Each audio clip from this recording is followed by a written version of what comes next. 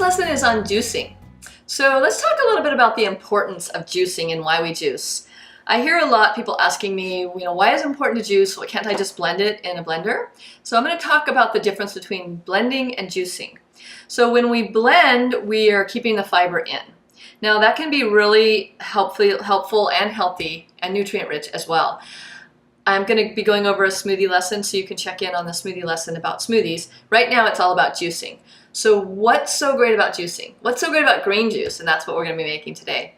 In your manual, you'll see you'll have a lot of different juice recipes, from a beet carrot juice to a green juice. It's called everyday green juice, and cucumber apple juice. So there's a lot of different juices that you can refer to. My favorite kind of juice is green juice, and here's the reason. Green juice is one of the most quick ways that you can get alkaline. Your body gets really alkaline from leafy green vegetables. So when we juice, what happens is there's no fiber in it. So when the fiber is removed, your body immediately absorbs the nutrients. As soon as it hits your tongue, your body begins to absorb it. So when you take something that has fiber in it, it's going to have to go all the way through your intestinal tract in order for you to absorb it. So if you know someone that's not very healthy, or maybe they've been eating a really bad diet, they're not going to get a whole lot of benefits from drinking a smoothie. Sure, they'll get extra fiber, but the nutrients really come from when we're juicing foods. That's why those green powders work so well, because usually they're from the juices of grass that has been dehydrated. So then the next step is just to know which juicer to use. And the juicer you see in front of me here is called the Green Star. And this is actually one of my favorite juicers. It is one of the most expensive juicers on the market as well, and there's a lot of different juicers you can get. But the kind of juicer I recommend is one that's more of a pressing juicer versus a shredding juicer. So an example of a shredding juicer would be something like a Champion juicer that has teeth on it, or any of those centrifugal juicers you see that actually have the little blades and the teeth up top that the juice comes down, and actually what happens is the vegetable gets shredded and then it gets juiced. And that's a great, thing to use if you don't have a lot of money and you're just starting out. Examples of that would be like the Juice Man juicer, the Champion juicer that I mentioned, and there's a lot of them on the market, the Breville. What those all do is just shred and extract. This one here, and some of the other ones you'll see, like the Omega juicer, have what's called a press. So I'm just going to go through this juicer and explain how all the parts work. This is just the top to keep dust from getting in your juicer when it's not in use. And then you have this comes with like a little hood that just is where you're pushing the juice through. And this has got about 4 pieces. So, it's going to be a little bit more time consuming putting it together, taking it apart and cleaning it than other juicers. But the benefits are that the juice is so amazing tasting. It's a smoother juice, it's a sweeter juice. It just overall is stays in integrity longer. The juice lasts about 3 days in a juicer like this versus a Champion juicer. You'd probably have to drink it that same day or it would really start to break down. So the way this works is, I'm just going to angle this towards you for a second so you can see. There's a hole here and then there's a little knob on this side. You're just going to put the first piece in, and then there's 2 gears. So what these gears are doing, as you can see, there's no teeth on them. They're just pressing, they're rolling together. So your vegetables are just rolling through there. There's 2 dots on one side and 1 dot on the other, and you just line those up and then you place them into your juicer. You kind of just wiggle them in place, like so. And you'll know they're in when you just kind of feel like they don't wiggle anymore. And then there's 2 screens that come with your juicer. This one's the fine screen. There's also one with bigger holes if you're juicing a lot of cucumbers or apples or carrots, things that require a lot of juice is going to come through. I like the fine one because I just feel like the screen doesn't get as clogged up for some reason. And then the last piece you put on is just this outer piece. You lock it into place and put your hood on. Be sure that you have a bowl underneath to catch it and a bowl in front for the pulp. Now when you're first starting, you want to tighten this. This gear loosens and tightens. If I was juicing a lot of cucumbers or really juicy ones, I would open it up more. But because I'm juicing kale first, I'm going to tighten it, because otherwise a lot of the juice is going to come out where the pulp's coming out, and I want all the juice to filter straight in. The other thing you want to do is make sure that your bowl is lined up with where the juice is coming out. You can just look. And then we're just going to go ahead and start it. And there's an on button with this. There's also a reverse, so if anything ever gets stuck, you can just pulse it backwards and it'll kind of send it back up, and then you can start again. So that's really helpful as well. The other thing I love about this juicer is, for me, it's not that big of a deal. It's got a handle. I can travel with it if I want. The cord easily removes out of the back, and I've been using it for years. I stopped using it for a while, and I went to using my Champion, or my I went to using my Vitamix juicer more, and using the nut milk bag, which is great when you're traveling, to make like a juice in your Vitamix and then strain it through your nut milk bag. But overall, I think this juicer is just, I love it, and I use it regularly. Almost every day I make juice.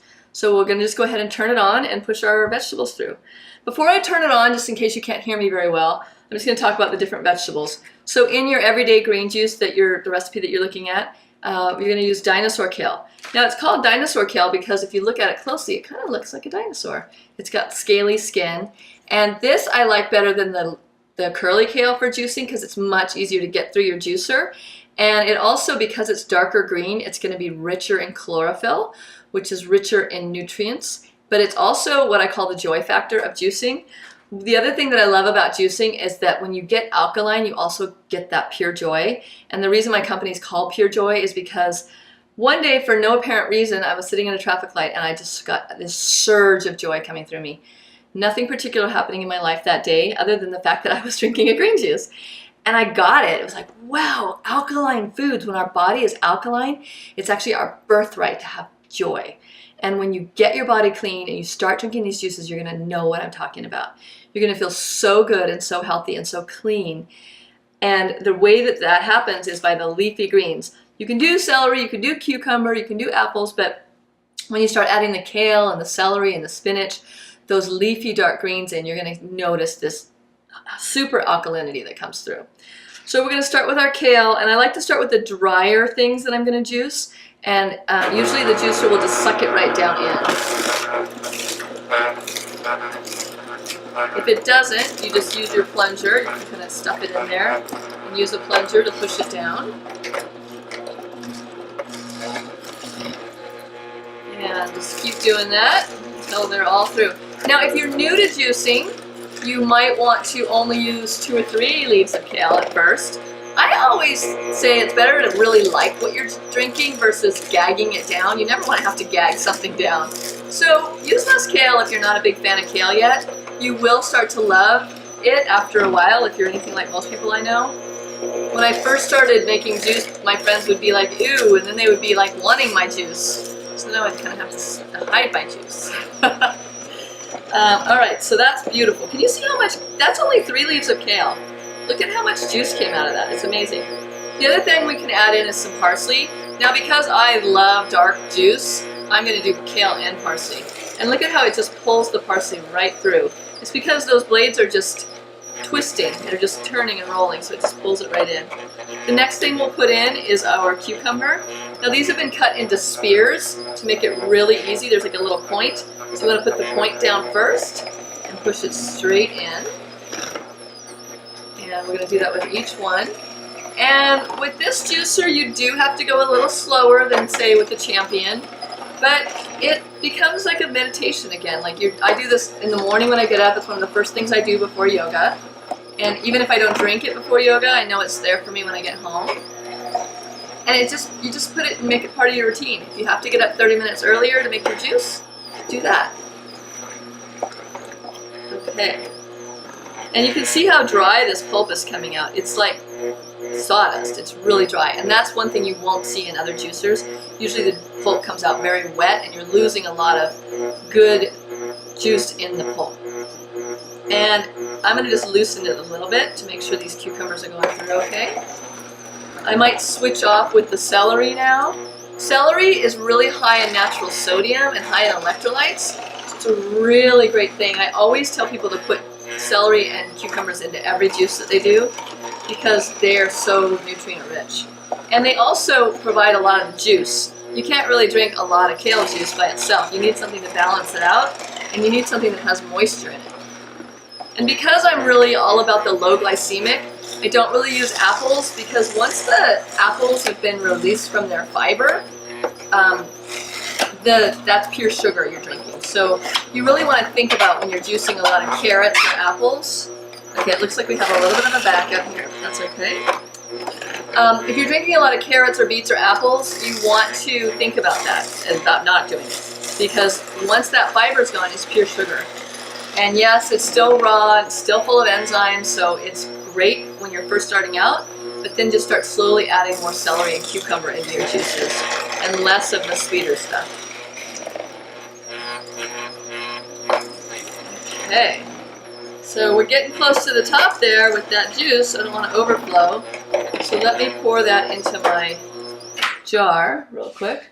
So I've got this really fun jar system that I use for drinking water and drinking my juices.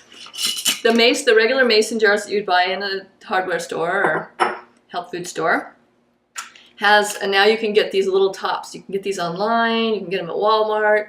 It's just a lid with a straw. So it's a really easy way to keep green juice from getting all over your face. Have you ever walked into a store and you go into the car later and you realize you had this huge green juice smile on your face? So that'll avoid that. And so we're just going to pull this juice out before it totally overflows and pour it, into our jar. Wow, that made actually a lot of juice, which is awesome. So let's go ahead and finish this up, and then we'll make something else out of it. Okay, and line it up there. Yeah, so always keep an eye on your container. It's happened to me before where it overflows. So that was good that happened. Couple more. So I ended up using one whole bunch of celery and 2 cucumbers and about 5 leaves of kale. You can also put, if you want, you can put ginger into this, like a little knob of ginger, some turmeric if you can find fresh turmeric root. Other things I love in here is lemon juice or lime juice. The citrus juice tends to make it sweeter. So I like that little bit of sweetness that I get from it. This is totally a safe juice for people that have diabetes or cancer or candida because there's no sugar in it.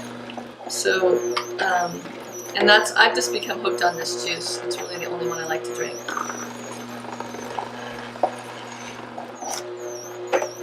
And you're seeing here how the cucumber's starting to back up. So it just means I need to release that knob a little bit and let more of the pulp flow out. Sometimes if it really gets stuck, I just twist it all the way and let like a big bunch of pulp come out, and then I put that knob back on.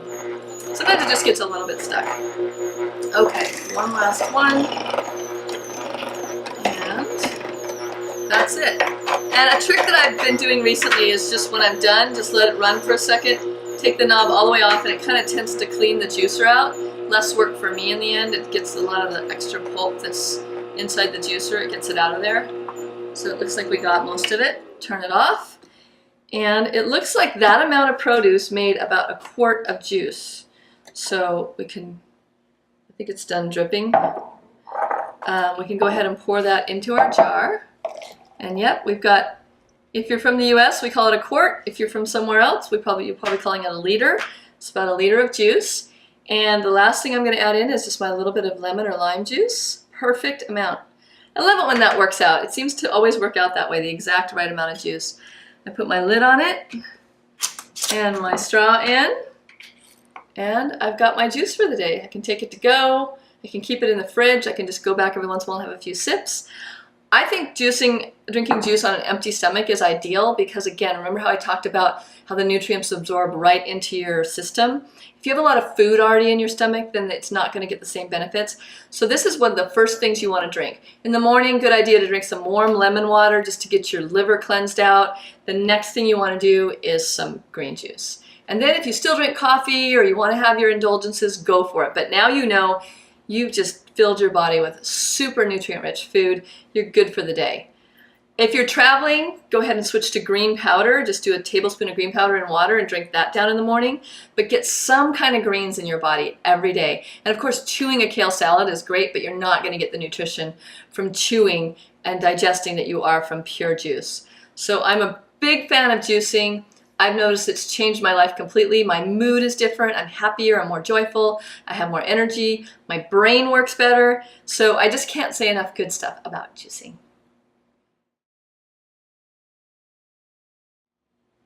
Okay, so I have a really fun addition to the green juice. if you're someone that's new to drinking green juice, or maybe like me, I did an 84-day juice fast, and by like the second month, I was so sick of the taste of green juice. So I had to get really creative with the flavors of my juice to make it taste good. And I've also met a lot of people with kids that they want their kids to drink green juice, but the kids aren't so keen on the taste of it. So I came up with this really fun drink, and I call it the green juice cappuccino, and you'll see why in a minute.